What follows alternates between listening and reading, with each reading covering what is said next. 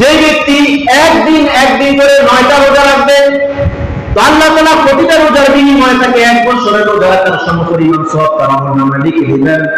ওয়া কিয়ামি কুল্লি লাইলাতিন মিন হাদি কিয়ামি লাইলাতিল কদর, আর একটা রাত্র জায়গায় বন্দী করলে একটা শবে কদরের সওয়াব তার আমলনামায় লিখে দিবেন। আর একটা শবে কদর কতটুকু? লাইলাতুল কদরি খায়রুম মিন আলফি শাহর, 1000 মাসের চাইতেও বেশি নাকি তার আমলনামায় দিবেন।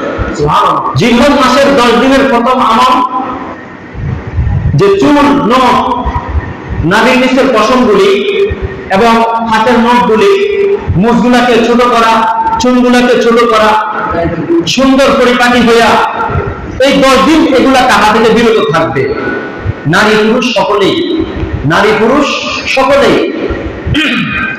আর এর বিনিময়ে আল্লাহ রাসূল বলেন, যে ব্যক্তি কুরবানি দে না দে উভয় জানোয়ার কুরবানি করার পরে যদি এই চুলগুলা নখগুলা কাটে, আল্লাহ পাক তার আমলনামায় একটা কুরবানির সওয়াব লিখে দেন। সুবহানাল্লাহ।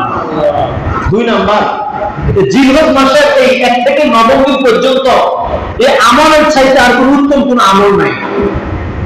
আল্লাহ রাসূল বলেন, মা মিন আইয়ামিন আহাব্বু ইলাল্লাহ, আল্লাহ তাআলার কাছে এই দিনের আমলগুলো অনেক পছন্দনীয়।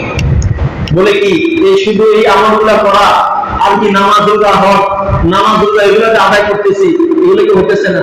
তুলনামূলক ওগুলো তো দাম আছে, কি বলেন, কয়েক প্রকার আম বিক্রি করতেছে, এক একটার দাম এক এক রকম, ঠিক কি না? তুলনামূলক এটা থেকে এটা ভালো, এটা থেকে এটা ভালো, এই জন্য এটার দামও বেশি। সুবহানাল্লাহ বলবেন না? ঠিক কি না? তাইলে এই যে পর্যায়ক্রমে আমের ভিন্নতা আছে, নেক আমলের ভিন্নতা আছে। আল্লাহ রাসূল বলেন, আল্লাহ তাআলার কাছে এই 9 দিনের আমল অনেক পছন্দনীয়।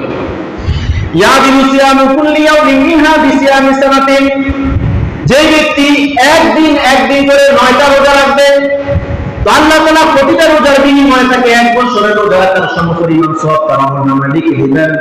ওয়া কিয়ামি কুল্লি লাইলাতিন মিন হাদি কিয়ামি লাইলাতিল কদর, আর একটা রাত্র জায়গায় বন্দী করলে একটা শবে কদরের সওয়াব তার আমলনামায় লিখে দিবেন। আর একটা শবে কদর কতটুকু? লাইলাতুল কদরি খায়রুম মিন আলফি শাহর, 1000 মাসের চাইতেও বেশি নাকি তার আমলনামায় দিবেন। সুবহানাল্লাহ।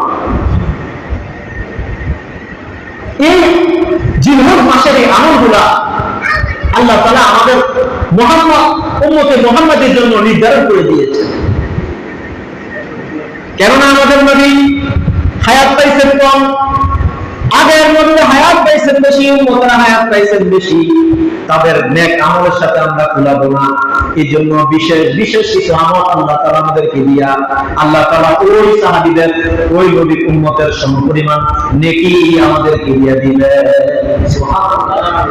বিশেষ করে সিয়ামু ইয়াউমি আরাফা আহতাসিবু আলাল্লাহ ইউকাফিরু সানাতাল্লাতী ক্বাবলাহু ওয়া সানাতাল্লাতী বাদাহু, আমি আশাবাদী আল্লাহ তাআলা এই বান্দার আগের পরের 2 বছরের গুনাহ maaf করে দিবেন।